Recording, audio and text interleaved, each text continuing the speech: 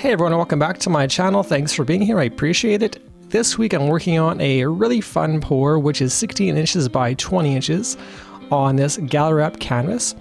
I am using my oxide black base, as I tend to do on most of my swipes, but also this week I'm using, for the very first time in over 100 videos on YouTube, Australian Floetrol as my cell activator, which turned out really great. So hang in there with me through the end and we'll see some outstanding results with plenty of color. Now really quickly, as we get into some color in a sec here, do not forget to pop your bubbles. I mixed this paint earlier in the day and I find that there are plenty of bubbles in my base coat if I don't pop them. So that torch went on for like 15-20 seconds all over, up and down. And anyways, do not forget to pop those bubbles in your base coats to avoid any pinholes later on that may cause problems down the road. Okay, and getting into this pour, I am working on, as you can see, a bit of a puddle pour this week with all pearlescent colors from Amsterdam. If you haven't tried these pearls, which to be honest, if I were to guess, not many of you have not tried these pearls yet.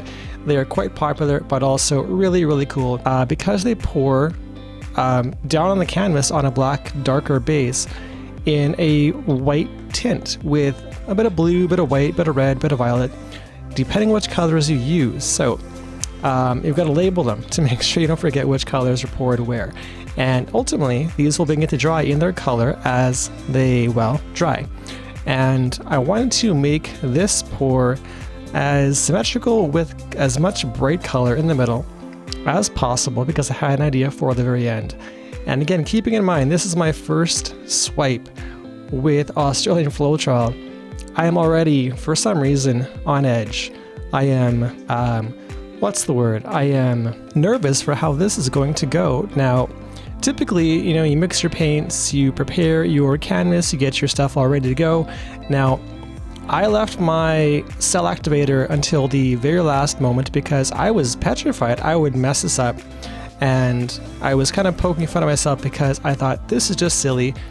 Mix the paint, get at it, and we'll see what happens. So I may have caused some undue stress to myself, which I think in a bit you'll see why I was stressed to begin with, because there's some comical stuff coming up in a few seconds here. So anyway, the process was fun to get through and a bit stressful in the end, but ultimately this pour turned out quite pretty, and I'm very happy with how the results ultimately ended up. Okay, and backtracking just a tad here. So if you missed the colors I'm working with all Amsterdam pearl colors, so pearl white, pearl blue, pearl red, and my pearl violet lastly here on the canvas.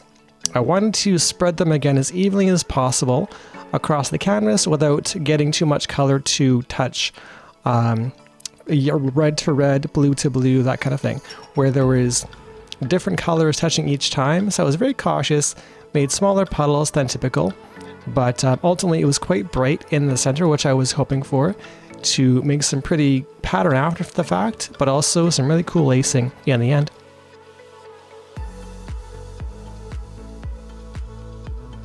Now on to my favorite part of the pour, which is the wrecking of the pour. Just taking the back of my paintbrush through every little puddle, making sure to break it up at least one time to create separation between each color, creating some cool patterns between each little puddle. So this goes on for a little bit, but again, this is my mind-numbing activity for the sake of the pour. Maybe this helped to eliminate my stresses I had with the initial idea of swiping with the Australian Floetrol, which we'll come to in a sec here.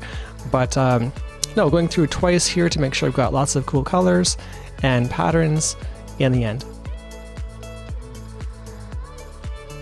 Now I'm using Amsterdam titanium white along with the Australian Floetrol for my cell activator. Now don't worry, I keep as much of this paint as possible off my wax paper when I'm done and pour it back into the cup and cover for another day. So don't freak out over the loss of money over the Aussie Floetrol. It comes back with me and we'll use it another day. So with this first swipe, it felt as though Looking back on it now, there was a bit of tugging, like the paint was pulling my palette knife into the paint, and I had a hard time getting equal distribution across the first half, but got my bearings about with me and made the second half work out, which looked way prettier. So I was happy with that initial second half of the first swipe. Now going in for the second swipe, this went much better. I had more confidence with how things were going and how this should feel. So first of all, this Aussie-ness is bananas. It is crazy, and I think that this is a big game changer for how I will pour going forward. That is some crazy cell activation, which is really cool.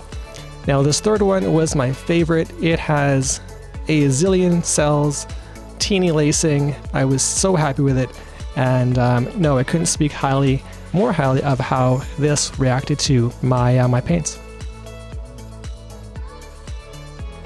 Now thinking back on this pour, there were actually two things that made me nervous. One was the initial swiping of the activator. The second was the tilting. Now I guess first of all, no idea how these cells plus lacing may react initially, but I had no idea how they would pull apart or stretch well or not, or what I was really even up for. So I want to be very, very careful with initial tilts back and forth, feeling where the paint was for the weights of the paint and the puddles. And again, kind of getting my bearings for where the paint is and how it may look in the end of these tilts, because I was super concerned that with these smaller cells and lacing I got, they would stay teeny tiny. And I was hoping for more of a stretch look that would open up that lacing even more. Now as I go in for my first corner tilt, I wanted to say for any of you that haven't used Aussie Floetrol or have used it, I love your feedback on your experiences with it. I found to be very, very interesting on my first time reacting to how this paint really worked. Now this was more of a learning experience type of pour, so I was comfortable with my puddles. And although I'm going to lose a ton of that nice lacing, that hurts to watch right there. I lost a ton of my color initially. Again, no, this is a bit of a learning pour for myself because I wasn't sure how anything would react. I had no benchmark for what type of final product I may even get to this week. So I was happy with how things were beginning to shape up with that second corner. Lots of pretty color. And going in for my third corner, one thing I wanted to, I guess, looking back on this now, is I should have taken a bit more time with centering my colors once I hit a corner and dumped it. So by centering, you are ultimately getting your colors back to the middle.